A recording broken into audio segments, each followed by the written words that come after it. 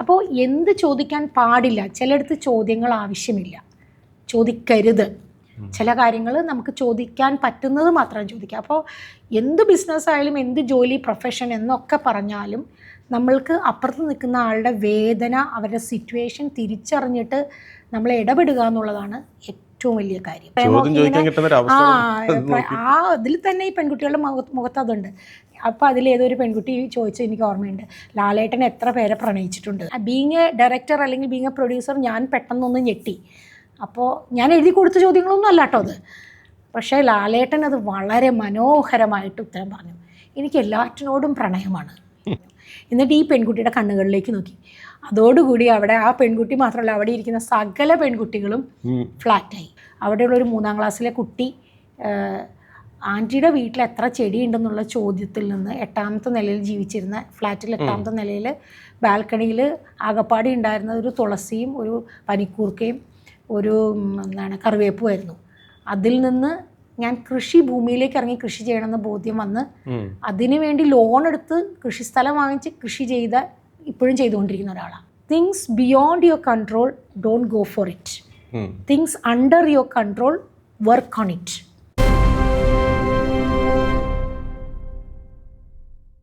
നമസ്കാരം, life stories വിത്ത് ടോണിയിലേക്ക് സ്വാഗതം.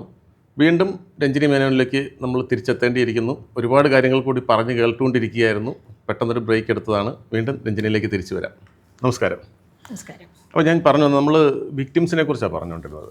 അപ്പോൾ ഈ ചാനൽ പ്രോഗ്രാമിൽ എപ്പോഴും നമുക്ക് നമ്മുടെ മുന്നിൽ ഒരുപാട് പേര് പൊട്ടിക്കരയുന്ന അനുഭവങ്ങൾ ഉണ്ടായിട്ടുണ്ടാവും. അത് അവർ തുറന്നു പറയുമ്പോൾ അവരുടെ മനസ്സ് ഒരുപാട് കൂളാവും. പക്ഷേ ഇത് കേട്ടുകൊണ്ടിരിക്കുന്ന ഒരു ആങ്കർ തിരിച്ച് വീട്ടിൽ കൊണ്ടുപോകുമ്പോൾ വലിയൊരു ബാഗേജ് ഉണ്ടാവും. ഇതുമായിട്ട് നമുക്ക് വീട്ടിലേക്ക് പോകാൻ പറ്റിയെന്ന് വരില്ല. അതെങ്ങനെയാണ് നമ്മൾ തിരിച്ചിറക്കി വെക്കാറുണ്ട്? അതിനുവേണ്ടി എന്തെങ്കിലും ശ്രമം ഉണ്ടായിരുന്നു? നല്ല ചോദ്യം. ഇതുവരെ ആരും ചോദിച്ചിട്ടില്ല എന്നോടിത്. വളരെ ശരിയാണ് ടോണി. നമ്മൾ പ്രത്യേകിച്ചും നമ്മുടെ ഷോയിൽ ഇതുപോലെ ഒരുപാട് വിക്ടിംസും വേദനിക്കുന്നവരും പ്രശ്നക്കാരും ഒക്കെയാണല്ലോ നമ്മുടെ ഷോയിൽ വന്നിരുന്നത്. സ്വാഭാവികമായിട്ടും എല്ലാ അനുഭവങ്ങളും നമുക്കുണ്ടാവണമെന്നില്ല. എനിക്കിന്നും ഓർമ്മയുണ്ട്, പാലക്കാട് ഒരു 60% തീപ്പൊള്ളലേറ്റ്, ഭർത്താവിൻ്റെ വീട്ടിൽ നിന്ന് തീപ്പൊള്ളലേറ്റ് സ്ത്രീധനത്തിൻ്റെ പേര് പറഞ്ഞ് മണ്ണെണ്ണ ഒഴിച്ച് തീ കൊളുത്തിയ ഒരു പെൺകുട്ടി. ആ പെൺകുട്ടി ജീവിതത്തിലേക്ക് തിരിച്ചു വന്നുകൊണ്ടിരിക്കുന്ന സമയത്താണ് ഞങ്ങളവരെ കാണുന്നത്. അപ്പോൾ അവർക്ക് പറയാൻ തന്നെ ബുദ്ധിമുട്ടുണ്ട്. ഒന്നാമത്തെ കാര്യം, നമ്മളൊരു ടെലിവിഷൻ എന്ന് പറയുന്നത് ഒരു ഇൻഡസ്ട്രിയാണ്. നമ്മൾ അവരുടെ സ്റ്റോറി ലോകത്തിന് മുന്നിലേക്ക് എത്തിക്കുക എന്നുള്ളതിൻ്റെ ഒപ്പം തന്നെ അതൊരു ബിസിനസ് മോഡൽ കൂടിയാണ്. പക്ഷേ അത് കമ്പനിയെ സംബന്ധിച്ചിടത്തോളം ഒരു പക്ഷേ അതൊരു ബിസിനസ്സായിരിക്കും. പക്ഷേ ആ വ്യക്തിയെ സംബന്ധിച്ചിടത്തോളം അത് അവരുടെ ജീവിതമാണ്. അതുകൊണ്ട് അവർക്ക് ചില പരിമിതികളുണ്ടാവും ചിലപ്പോൾ പറയുന്നതിന്.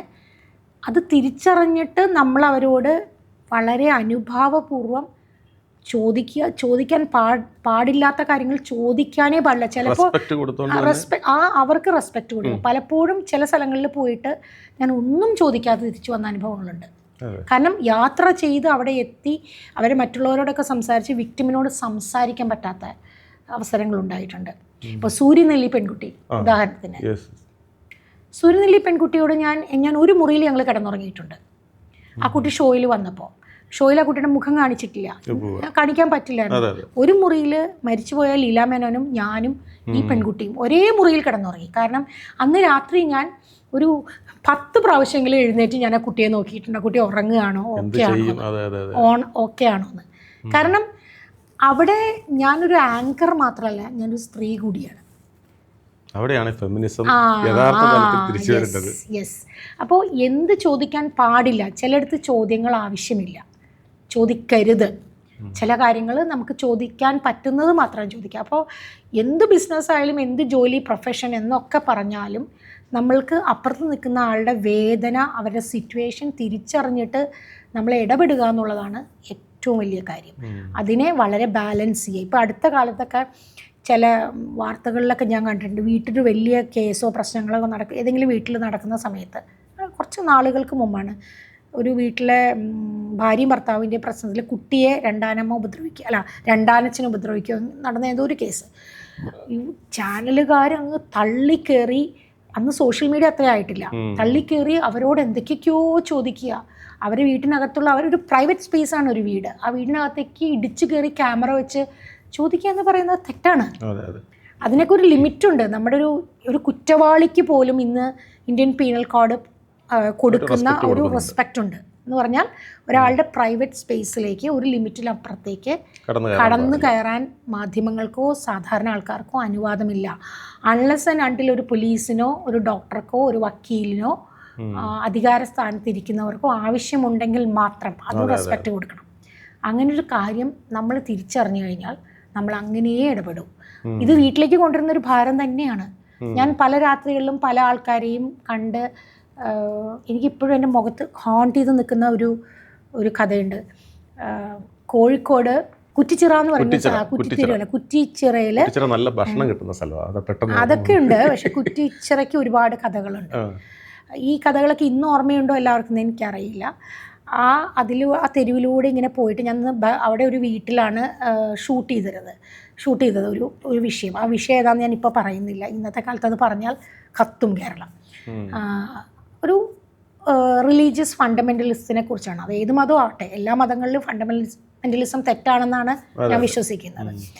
അപ്പോൾ അവിടെ ഒരു വീട്ടിൽ ചെന്നപ്പോൾ ഒരു അറബി കല്യാണം കഴിച്ചിട്ട് ഒരു സ്ത്രീ, ഒരു വയസ്സായ ഒരു അമ്മ, ഇടിഞ്ഞു പൊളിഞ്ഞൊരു വീട്ടിൽ വെള്ളമില്ല വെളിച്ചമില്ല. അന്ന് ആ കാലത്താണ്, ഇപ്പോൾ ഉണ്ടോയെന്ന് അറിയില്ല. അവരുടെ മകളെ ഒരു അറബി വന്ന് കല്യാണം കഴിച്ചിട്ട് കൊണ്ടുപോയി. പക്ഷേ അറബി 1 മാസം 2 മാസം 1.5 മാസം കഴിഞ്ഞപ്പോൾ അറബി തിരിച്ചുപോയി.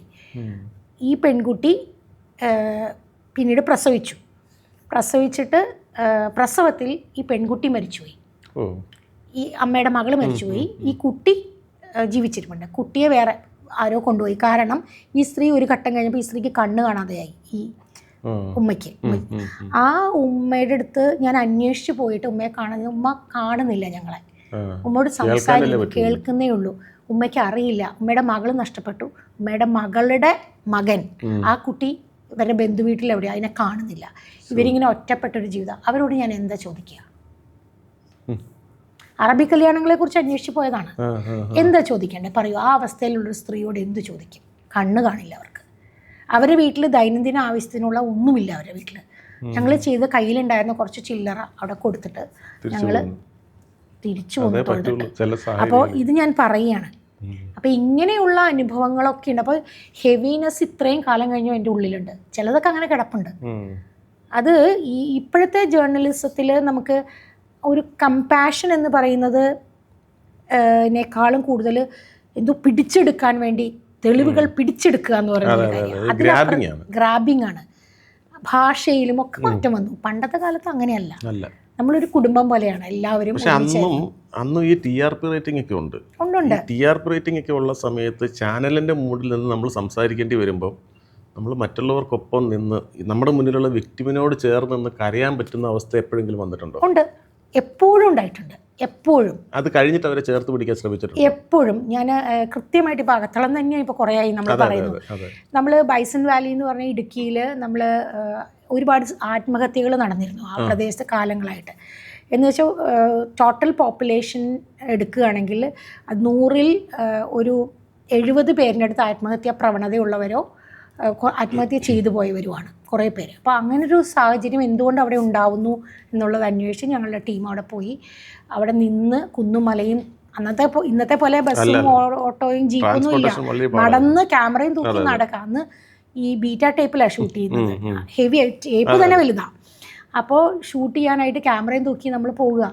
അവിടെ ഓരോ വീടുകളിൽ കയറി ഇറങ്ങി നമ്മൾ ബൈറ്റ്സ് എടുത്തു വയ്ക്കും. പിന്നെ അത് നമ്മൾ ഉപയോഗിക്കുന്ന ആ ക്ലിപ്സ് ഉപയോഗിക്കുന്നതാണ്.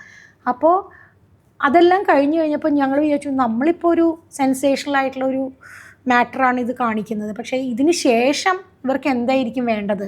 അപ്പം ഞാൻ ഷോയിലെ കൂടി പറഞ്ഞു, ഇവരെ സഹായിക്കാനായിട്ട് നമുക്ക് നാട്ടിൽ ആർക്കെങ്കിലും സാധ്യമാവുകയാണെങ്കിൽ ഇവിടെ ഒരു റീഹാബ് സെൻറ്റർ സ്റ്റാർട്ട് ചെയ്യണം. ഇവർക്ക് കൗൺസിലിംഗ് കൊടുക്കണം. ഇവിടെയുള്ള വീടുകൾക്ക് വീട്ടിലുള്ള ഓരോ വീട്ടിലും ആരെങ്കിലും ഒരാൾ മരിച്ചിട്ടുണ്ട്. അപ്പോൾ ഇതിന് എന്താണ് കാരണമെന്ന് അന്വേഷിക്കണം. ഇതിൻ്റെ സൈക്കോളജിക്കൽ റീസൺ ഉണ്ടാവും. ആ റീസണിലേക്ക് എത്തണം. നമ്മൾക്ക് ഇന്ന കാര്യങ്ങൾ നമ്മുടെ കൺമുന്നിൽ നമ്മൾ കണ്ടതായി തോന്നുന്ന നമ്മുടെ ഇൻഫർമേഷൻ വെച്ച് നമ്മളിത് പറയുകയാണ് എന്ന് പറഞ്ഞു. പക്ഷേ അത് ഫലം ചെയ്തു. അതിനുശേഷം അവിടെ ഒരു ക്രിസ്ത്യൻ പള്ളി അവിടെ ഒരു റീഹാബ് സെൻറ്റർ തുടങ്ങി, കൗൺസിലിംഗ് കൊടുത്തു. പിന്നീട് അവർ നമ്മളെ അറിയിച്ചത് അവിടെ വളരെയധികം ഈ ആത്മഹത്യകൾ കുറഞ്ഞു വന്നു എന്നുള്ളതാണ്. അപ്പോൾ അതൊന്ന്. പിന്നെ രണ്ടാമത്തെ കാര്യം, വയനാട്ടിലെ ആദിവാസി അമ്മമാർ എന്ന് പറയുന്ന അവിവാഹിതരായ അമ്മമാർ എന്ന് പറയുന്ന എപ്പിസോഡിൽ നമ്മളത് ചെയ്തിരുന്നു. നമ്മളാണ് ആദ്യം അത് ചെയ്യുന്നത്, അൺവെഡ് മദേഴ്സ് ഓഫ് വയനാട്. അന്ന് 27ഓളം അതിൽ പങ്കെടുത്ത കുറേ അൺവെഡ് മദേഴ്സാണ് പങ്കെടുത്തത്. എല്ലാ ഗോത്രങ്ങളും. കുറിച്യർ അങ്ങനെ ഇല്ലായിരുന്നു. കുറുമ, അടിയ, പണിയ, കാട്ടുനായ്ക്ക, ഈ 4 വിഭാഗം. അപ്പോൾ അവർ PK കാളേട്ടൻ എന്ന് അറിയാലോ, ആക്ടിവിസ്റ്റും ഒക്കെ മരിച്ചുപോയി. അദ്ദേഹത്തിൻ്റെ വീട്ടിൻ്റെ മുറ്റത്ത് തൃശ്ശിലേരിയിൽ വെച്ചാണ് ഈ ഷോ ചെയ്യുന്നത്. അന്ന് അതിൽ പങ്കെടുത്ത അവിവാഹിതരായ അമ്മമാരിൽ ഏകദേശം 27 പേരെ റീഹാബിലിറ്റേറ്റ് ചെയ്ത് അവിടെ തിരുനെല്ലി വ്യൂവേഴ്സ് സൊസൈറ്റി സ്റ്റാർട്ട് ചെയ്തു. അത് അവിടെ ഒരു NGO തന്നെയാണ് അതിന് മുൻകൈ എടുത്തത്. ഇത്രയും ഇൻഫർമേഷൻ ആ ഷോയിലേക്ക് കൂടിയാണ് വന്നത്. അത് ഇന്നും നന്നായിട്ട് ഇന്ന് വിദേശത്തേക്കൊക്കെ കയറ്റുമതി ചെയ്യുന്ന തുണികൾ ഹാൻഡ്ലൂം സൊസൈറ്റിയാണ് ഇപ്പോൾ അത്. ഈ അടുത്തിടയ്ക്ക് ഞാൻ ചെയ്ത ഒരു ഇവൻറ്റിന് ഞാൻ ആളുകൾക്ക് വന്ന ഗസ്റ്റുകൾക്ക് പൂമാലയും പൊക്കെയൊന്നുമല്ല, അവിടെ ആ സ്ത്രീകൾ നെയ്ത തോർത്ത് മുണ്ടാണ് ഞാൻ എല്ലാവർക്കും കൊടുത്തത്. അപ്പോൾ അതൊരു ഇമ്പാക്റ്റ് ആണ്. അന്നത്തെ ഷോയില് ഇതുപോലത്തെ കുറേ ഉണ്ട് കേട്ടോ പറയാം. ഇപ്പൊ ഈ എപ്പിസോഡ് കുറേ ഉണ്ട്. അതെ, ഞാൻ ആലോചിക്കാം. പിന്നെ നമ്മുടെ ജീവിതത്തിൽ നമ്മൾ ഈ മലയാളികളുടെ കുറിച്ച് എപ്പോഴും പറയുമ്പോൾ മലയാളി ഒരു കപട സദാചാരവാദി എന്ന് പലരും പറയാറുണ്ട്. കുറച്ച് ശരിയാകാം, കുറച്ച് തെറ്റാകാം, കുറച്ചൊന്നുമല്ല മുഴുവൻ ശരിയാണ്. അപ്പൊ ഈ മലയാളിയുടെ ഇരട്ടത്താപ്പ് ഈ ചാനൽ ഷോയിൽ കൂടെ കണ്ടെത്താൻ പറ്റിയ അവസരങ്ങൾ ഉണ്ടായിട്ടുണ്ടോ? പിന്നല്ലാതെ. അതെ, ഒരു കൊള്ളാവുന്ന ഒരു ഇൻസിഡന്റ് ഉണ്ടോ ഓർമ്മയിൽ?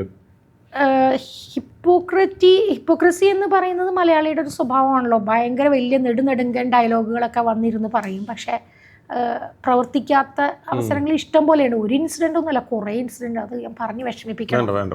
അതിനകത്ത് പ്രമുഖരായിട്ടുള്ള വ്യക്തിത്വങ്ങളൊക്കെ ഉണ്ട് അതിനകത്ത്. അത് പറഞ്ഞു കഴിഞ്ഞാൽ അവർക്കും വേണ്ട, അത് പറയണ്ട, അതിനെപ്പറ്റി പറയാതിരിക്കുക നല്ലത്. ഇത് പറഞ്ഞാൽ ഈ അകത്തളത്തിന്റെ നമ്മൾ പറഞ്ഞ് അവസാനിപ്പിക്കുമ്പോൾ അകത്തളത്തിന്റെ അകത്തളത്തിനെ ബേസ് ചെയ്തിട്ടുള്ള എപ്പിസോഡാണ്. അല്ല, പറഞ്ഞു വരുമ്പോൾ ഏറ്റവും കൂടുതൽ അല്ല, അതില് വേറൊരു മെയിൻ കാര്യം എന്ന് പറഞ്ഞാൽ അകത്തളം അന്നൊരു ഒറിജിനൽ ഷോ ആയിരുന്നു. വികാരങ്ങൾക്ക് ഒറിജിനാലിറ്റി ഉണ്ടായിരുന്നു. ഇപ്പം നമ്മൾ ബിഗ് ബോസ് പോലെ ഒരുപാട് ഷോസ് ഉണ്ട്. പക്ഷേ ഇവിടെ നമ്മൾ വികാരങ്ങൾ പലപ്പോഴും നമ്മൾ ഫാബ്രിക്കേറ്റ് ചെയ്തുണ്ടാക്കുന്നതാണ്. ഒരു പരിധിവരെ തോന്നാറുണ്ട്.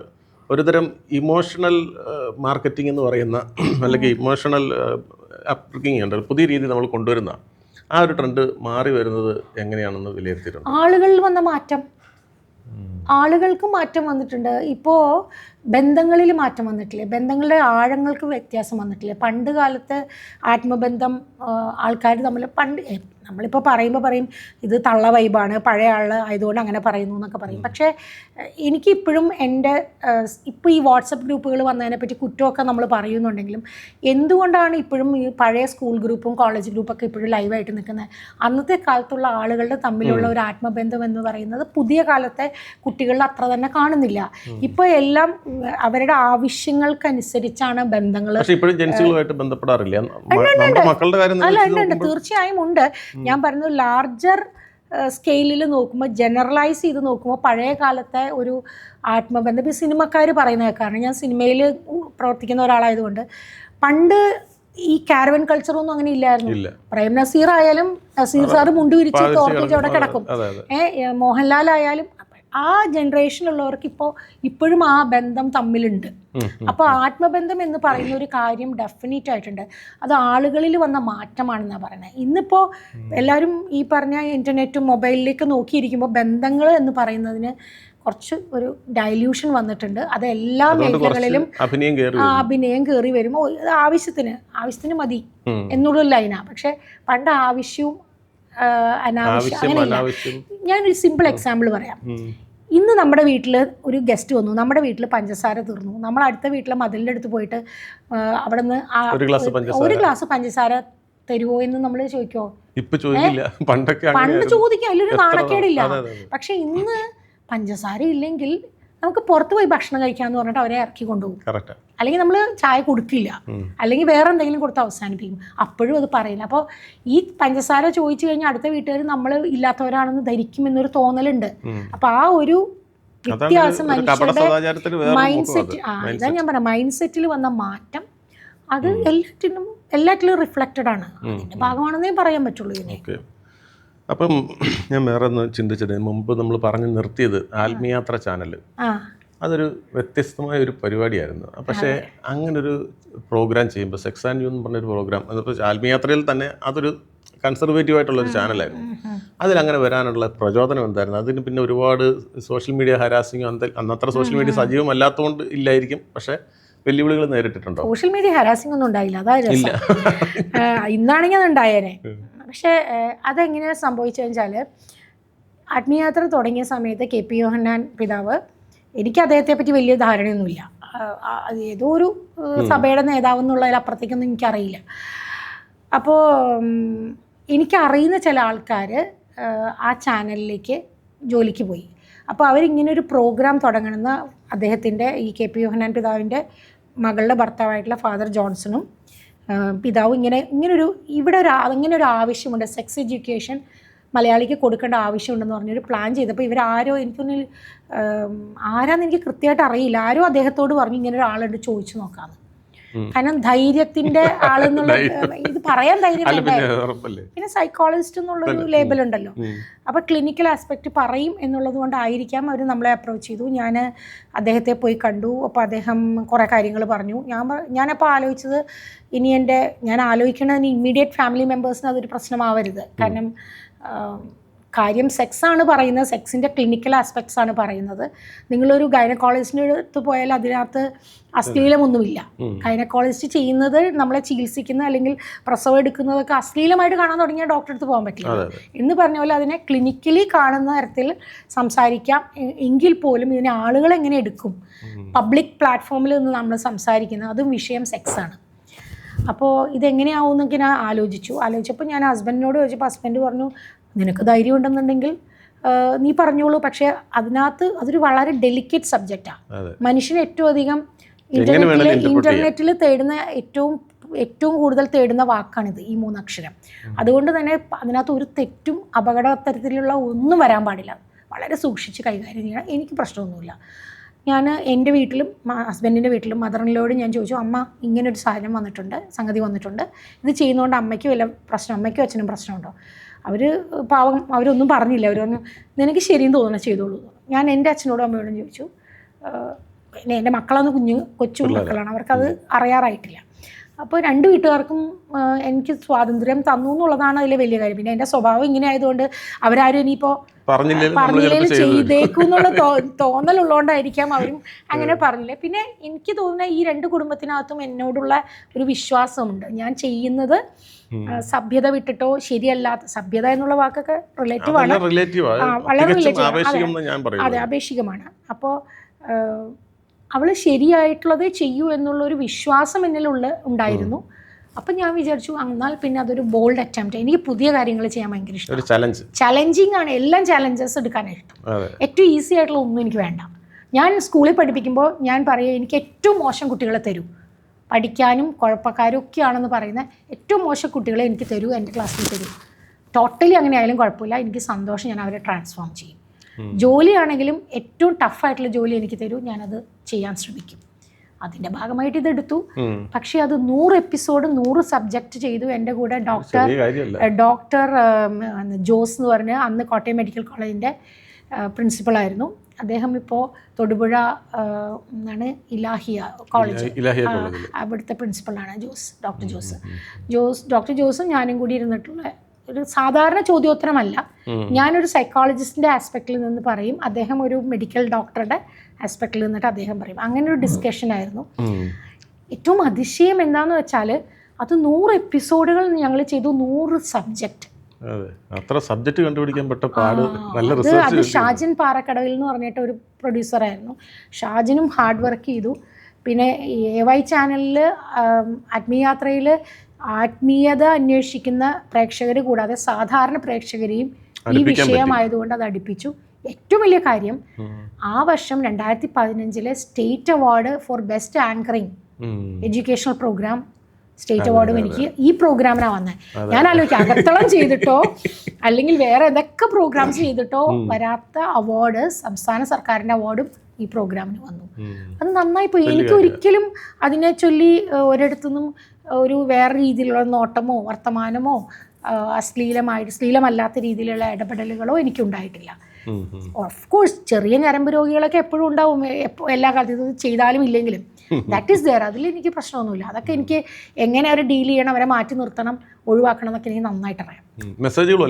ഇഷ്ടം പോലെ ഇപ്പോഴും അത് കഴിഞ്ഞിട്ട് ഇതിൻ്റെ ചുവട് പിടിച്ചിട്ട് ABC മലയാളത്തിൻ്റെ തുടക്കകാലത്ത് കോവിഡിന് ശേഷം ഒരു 10 എപ്പിസോഡ് ഞാൻ 18+ ഒരു പ്രോഗ്രാം ചെയ്തിരുന്നു. അത് മില്യൺസ് ആണ് അതിൻ്റെ വ്യൂ. പക്ഷെ അത് വളരെ ക്ലാരിറ്റിയോടുകൂടി ക്ലിനിക്കൽ കാര്യങ്ങളാണ് അതിൽ പറഞ്ഞുകൊണ്ടിരുന്നത്. അതുകൊണ്ട് തന്നെ ശരിയാ, ഒരു 1000 അല്ലെങ്കിൽ 10,000 1,00,000 പേര് കാണുമ്പോൾ ഒരു 10 പേര് ഞരമ്പ് രോഗികളുണ്ടാവും. അപ്പോൾ ചിലർ വിദേശത്തുനിന്നൊക്കെ എന്നെ നട്ടപ്പാതിരിക്കൊക്കെ വിളിച്ചിട്ട് സംശയം ചോദിക്കും. അപ്പോൾ ആ സംശയങ്ങൾ ചിലപ്പോൾ എൻ്റെ ഭർത്താവ് തീർത്തു കൊടുക്കും, അല്ലെങ്കിൽ എനിക്ക് പറ്റുന്നതാണെങ്കിൽ ഞാൻ തീർക്കും.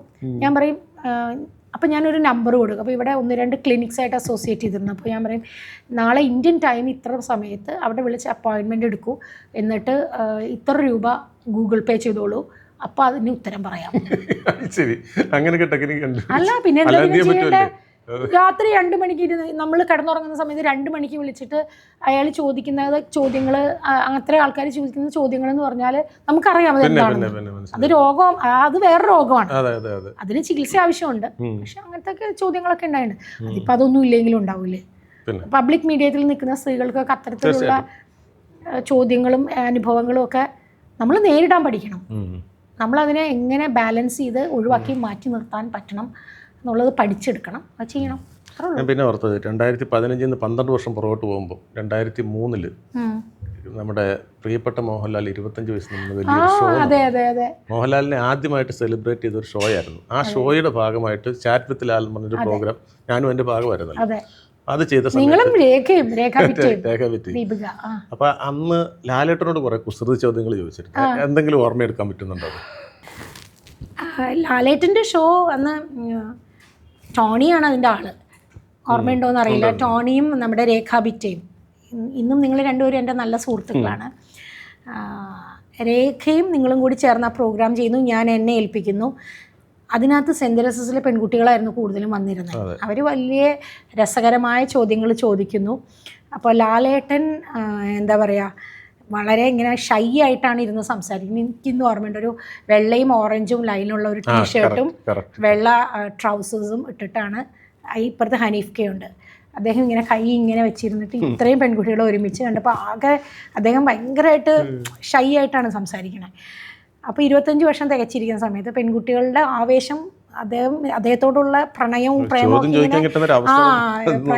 അതിൽ തന്നെ ഈ പെൺകുട്ടികളുടെ മുഖത്ത് അതുണ്ട്. അപ്പോൾ അതിലേതൊരു പെൺകുട്ടി ചോദിച്ചു, എനിക്ക് ഓർമ്മയുണ്ട്, ലാലേട്ടൻ എത്ര പേരെ പ്രണയിച്ചിട്ടുണ്ട്. അത് പറഞ്ഞ ഉദ്ദേശമൊക്കെ നമുക്ക് മനസ്സിലായി എന്താന്ന്. ഞാൻ ബീങ് എ ഡയറക്ടർ അല്ലെങ്കിൽ ബീങ് എ പ്രൊഡ്യൂസർ ഞാൻ പെട്ടെന്നൊന്ന് ഞെട്ടി. അപ്പോൾ ഞാൻ എഴുതി കൊടുത്ത ചോദ്യങ്ങളൊന്നും അല്ല കേട്ടോ അത്.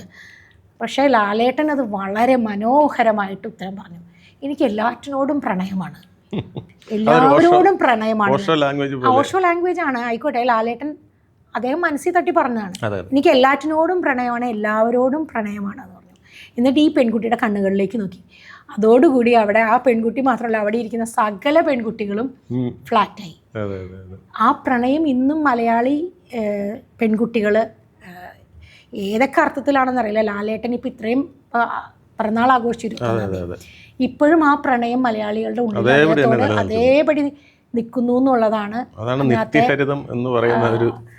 നിത്യഹരിതത്തിന് അപ്പുറത്തേക്ക്. പക്ഷേ എനിക്ക് അദ്ദേഹത്തിൽ ഒരു ഘട്ടം കഴിഞ്ഞപ്പോൾ എൻ്റെ മനസ്സിൽ ഞാൻ അദ്ദേഹമായിട്ട് ഇടപെടാനുള്ള അവസരങ്ങൾ പിന്നീടുണ്ടായത്, അദ്ദേഹം ചെയർമാനായിരുന്ന JT Pac performing arts, Jose Thomas performing arts ചോയ്സിൻ്റെ അതിൻ്റെ ഹെഡായിട്ട് ഞാൻ ഇരിക്കുന്ന സമയത്ത് ലാലേട്ടനുമായിട്ട് ഇടപെടാനുള്ള അവസരം ഉണ്ടായിട്ടുണ്ട്. പക്ഷേ അത്രയും മനോഹരമായി ഡിവൈനായിട്ടാണ് ഞാൻ ആ ബന്ധത്തിനെ കാണുന്നത്. ചിലപ്പോൾ എനിക്ക് തോന്നാറാണ്, ഞാനിത് പറഞ്ഞു കഴിഞ്ഞാൽ അധിക പ്രസംഗമാവുമെന്ന് അറിയില്ല, പക്ഷെ എനിക്ക് തോന്നാറുള്ള അദ്ദേഹം ഒരു കർമ്മയോഗിയാണ് അല്ലെങ്കിൽ യോഗിയാണ്.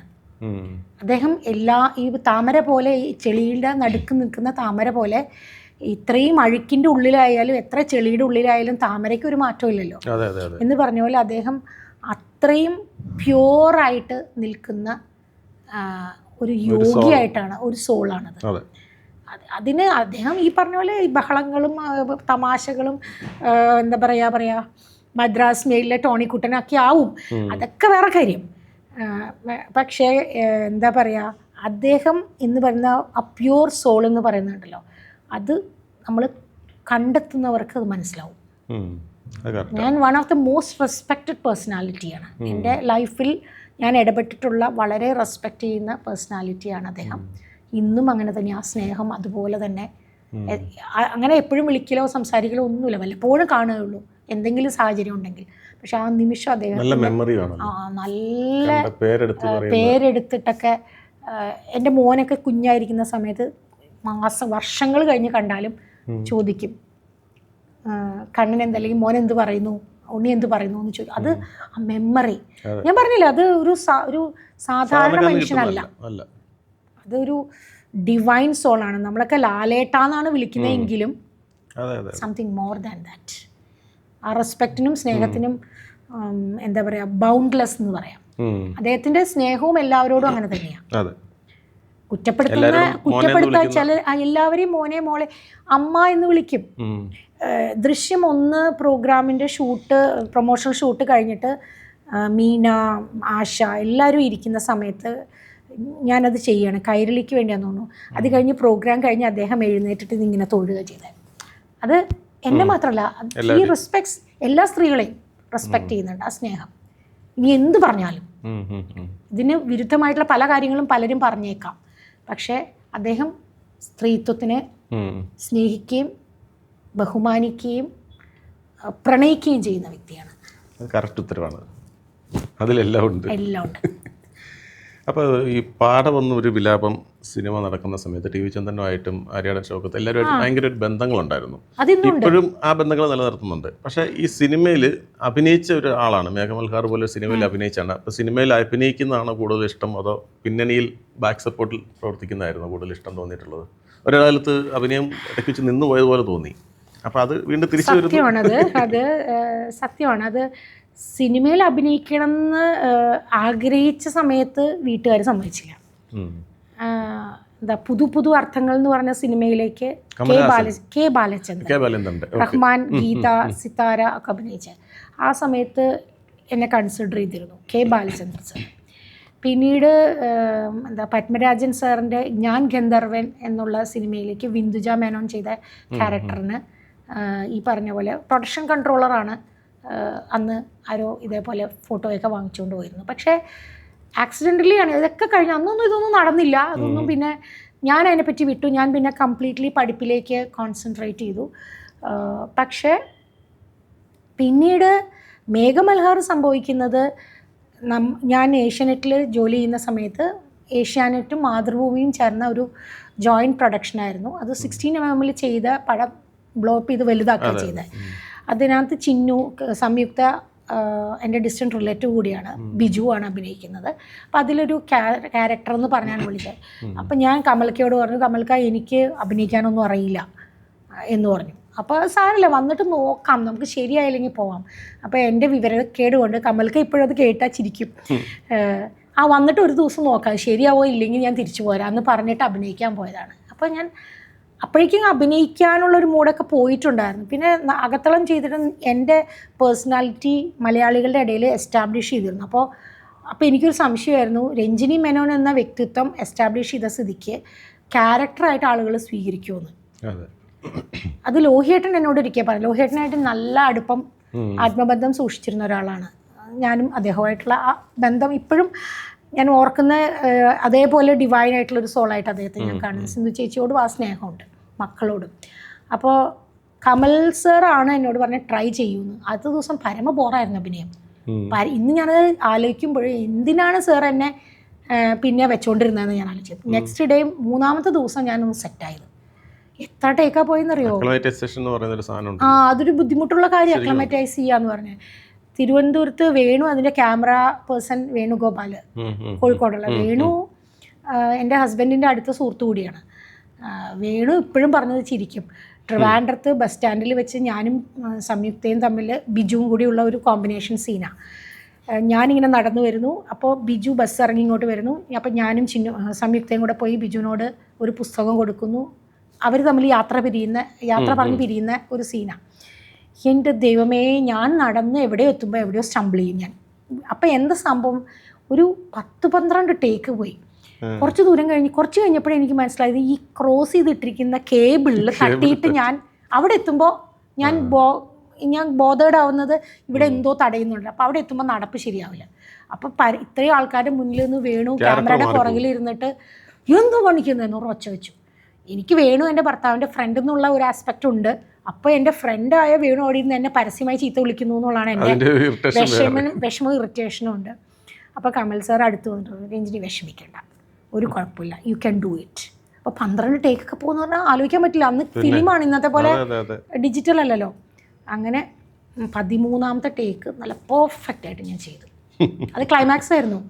പിന്നെ എനിക്ക് ഞാൻ ഈ ചാനലിൽ ഏറ്റവും ശ്രദ്ധേയമായ ഒരു പടം പറയാം, മകളുടെ പേര് പറയണ്ട, ഒരുപാട് രാജകുമാറിന്റെ രതി നിർവേദം. അതിനകത്ത് പപ്പുവിന്റെ അനിയത്തിയായിട്ട് അഭിനയിച്ചു, ഏറ്റവും കുഞ്ഞനുജത്തി. ബേബി സുമതി ചെയ്ത ക്യാരക്ടർ. പിന്നെ അവള് ചെയ്തു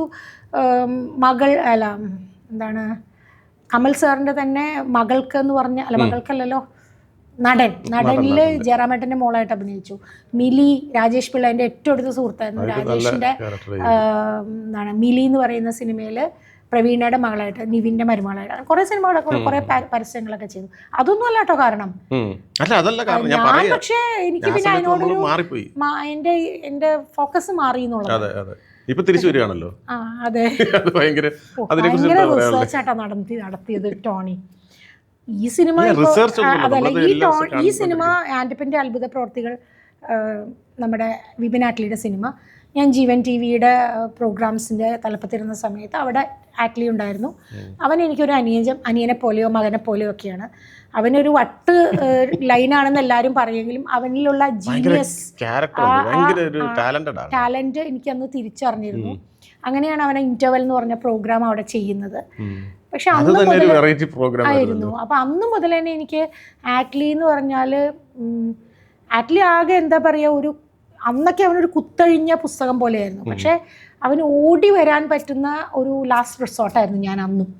അവൻ്റെ സുപ്പീരിയർ ആയിരുന്നെങ്കിലും. പക്ഷെ മാഡം എന്ന് മുതല മാമെന്ന് ഇപ്പൊ ക്യാമറ നോക്കി പറയാവോന്ന് എനിക്കറിയില്ല. ചില സമയത്ത് അവനെ തള്ളേന്ന് വിളിക്കാറുണ്ട്.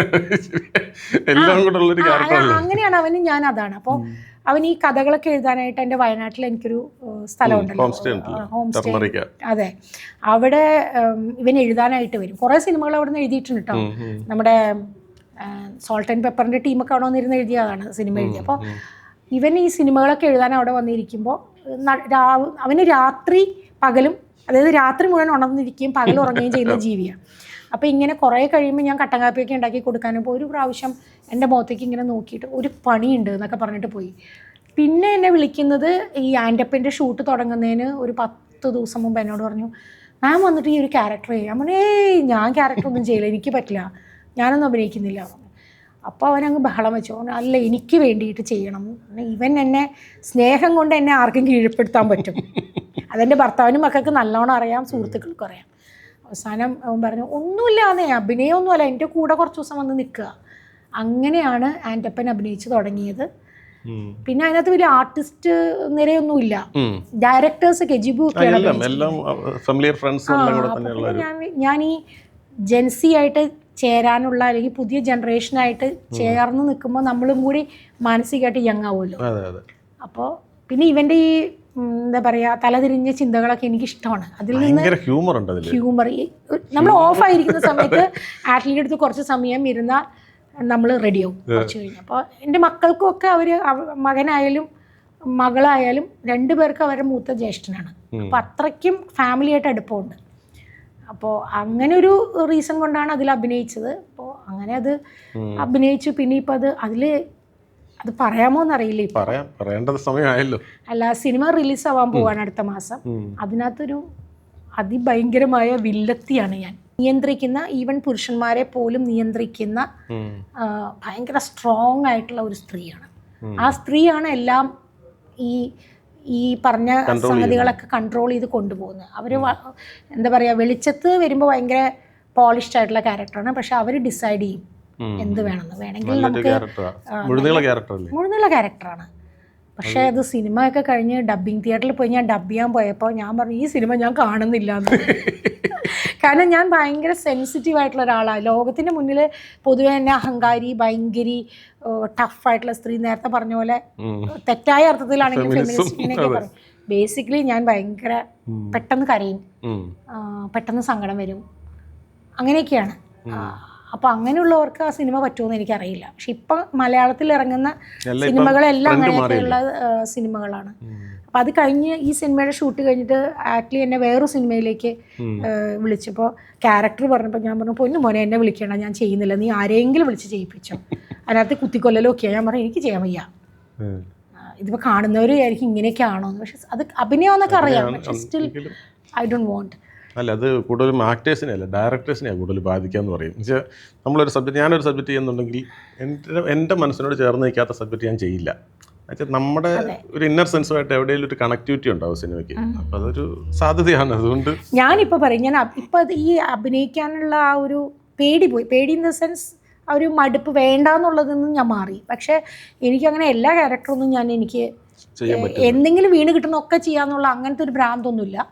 അത് പാഷനേറ്റ് ആയിട്ടുള്ളവർ ചെയ്യുമായിരിക്കും. പക്ഷേ എനിക്ക് തോന്നുന്നു ഇനി അത് എൻ്റെ പാഷൻ്റെ കുറവായിട്ടാണെങ്കിലും അങ്ങനെ എടുത്തോളൂ.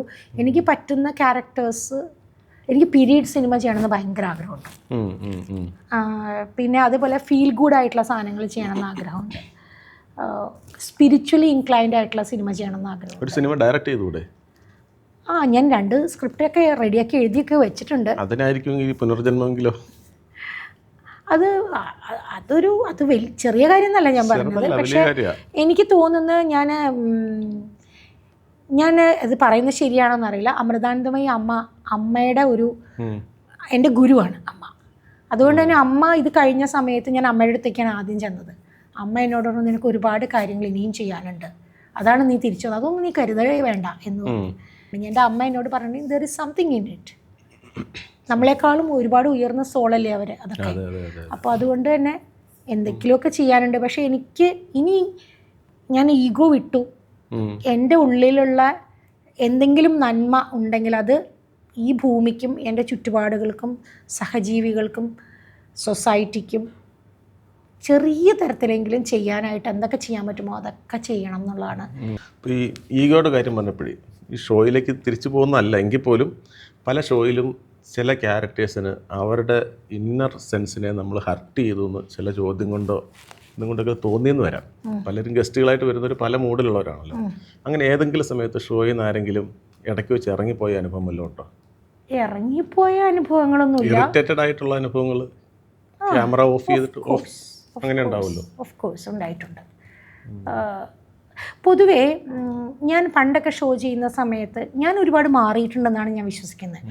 പണ്ടൊക്കെ ഞാൻ ഷോ ചെയ്യുന്ന സമയത്ത് പൊതുവേ എന്നെപ്പറ്റി പറഞ്ഞിരുന്ന 2-3 കംപ്ലൈൻറ്റ് ഞാനത് അനലൈസ് ചെയ്ത് നോക്കിയിട്ടുണ്ട്. ഒന്ന്, ഇവർ കൂടുതൽ സംസാരിക്കും, ആരെക്കൊണ്ടും സംസാരിപ്പിക്കില്ല. ഒന്ന്. രണ്ടാമത്തെ കാര്യം പറഞ്ഞിരുന്നത്,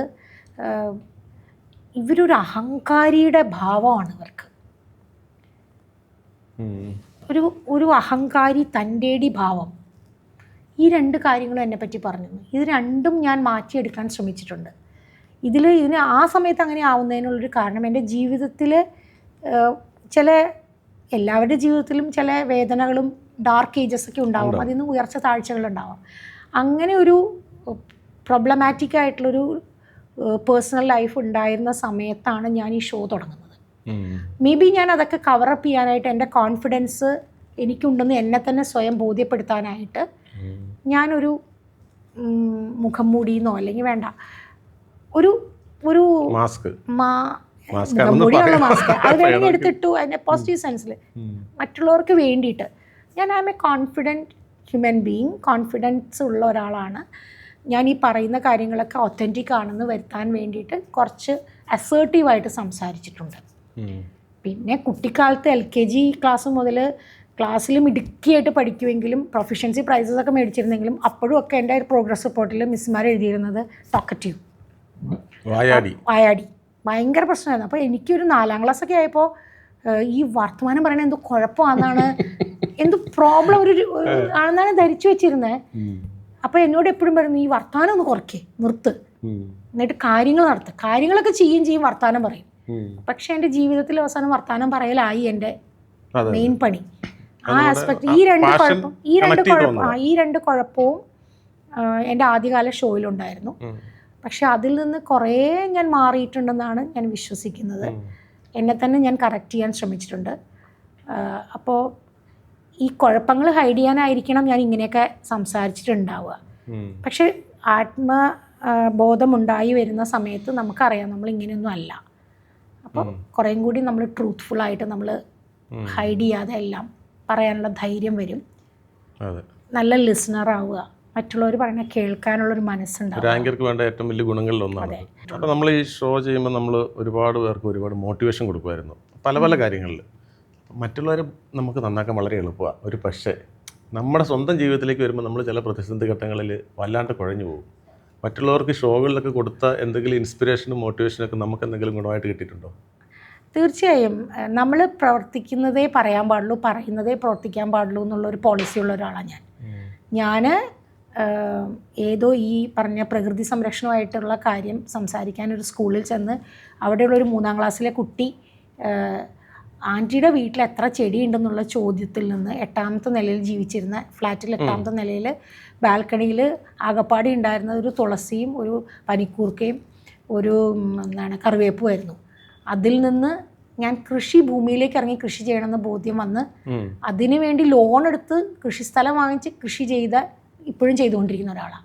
അവിടെ പറയുമ്പോൾ ഞാൻ ഒരു കാര്യം കൂടെ ഓർത്തു, ഒരു വലിയൊരു സംരംഭകൻ കൂടിയാണല്ലോ വയനാട്ടിൽ. വലിയ സംരംഭകയല്ല, ചെറിയ വലുതാകാൻ ആഗ്രഹിക്കുന്നവരായിരിക്കണം ഏതൊരു സംരംഭകനും. ചെറുതാണെങ്കിലും വലുതാണെങ്കിലും വലിയതിലേക്കുള്ളൊരു കയറ്റമാണ്. ആ രീതിയിലാണ് ഞാൻ പറഞ്ഞത്. ടർമറിക്ക് വർഷങ്ങളായിട്ട് കൊണ്ടു നടക്കുന്നു.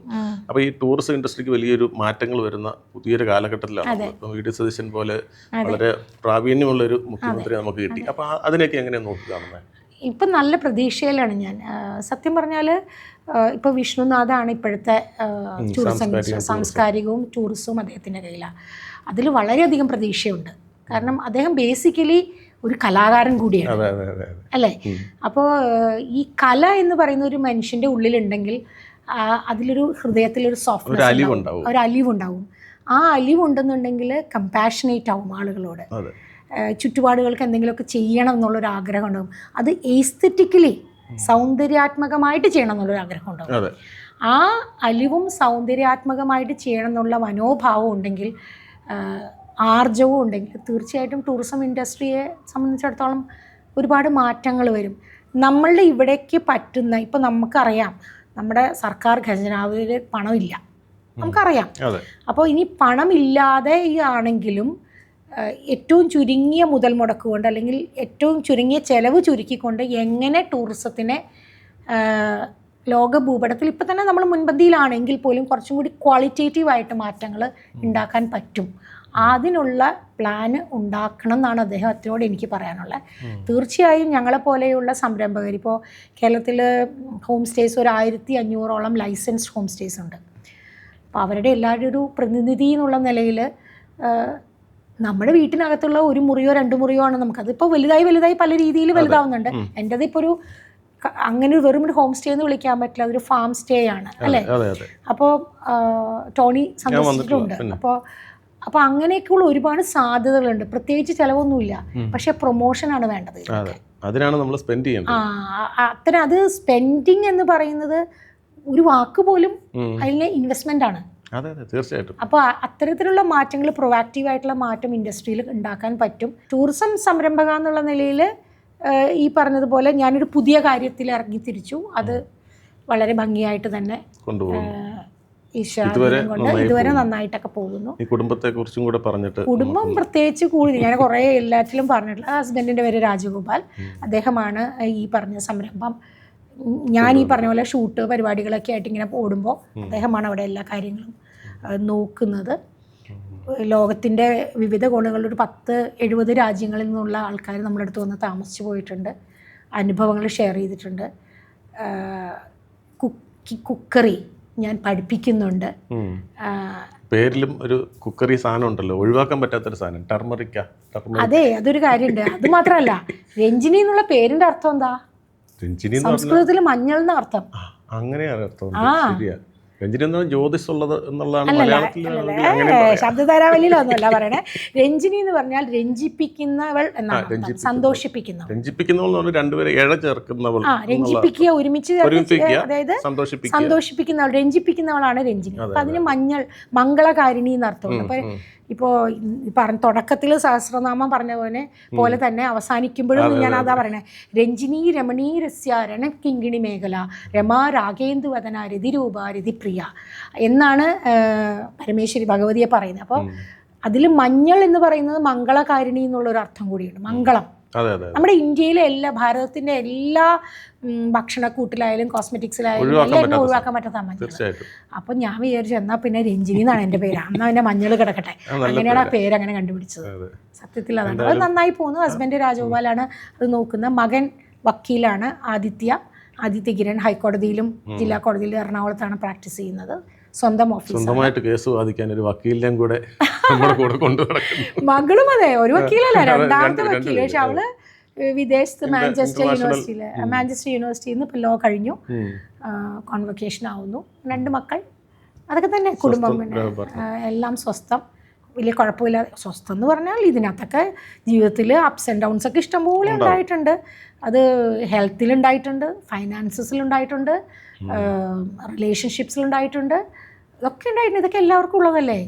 പക്ഷെ എന്തിനാണ് നമ്മൾ ഹിപ്പോക്രറ്റിക് ആയിട്ട് ഇതൊക്കെ മറച്ചു വെക്കുന്നത്? പറയാൻ പറ്റുന്നത് പറയാ, പ്രസന്റിൽ ജീവിക്കുക, സന്തോഷമായിട്ട് ഇരിക്കുക, സ്നേഹം ബൗണ്ട്ലെസ് ആയിട്ട് കൊടുക്കുക, എടുക്കുക. മനസ്സിലൊന്നും കാലുഷ്യം വെച്ചുകൊണ്ടിരിക്കാതിരിക്കുക. അതൊക്കെ ഞാൻ സ്ട്രോക്ക് വന്നപ്പോൾ പഠിച്ചു. ടെൻഷനും സ്ട്രെസ്സും, അതെ, തിങ്സ് ബിയോണ്ട് യുവർ കൺട്രോൾ. ഇത് ഞാൻ പറഞ്ഞ് അവസാനിപ്പിക്കുക. Things beyond your control, don't go for it. Things under your control, work on it.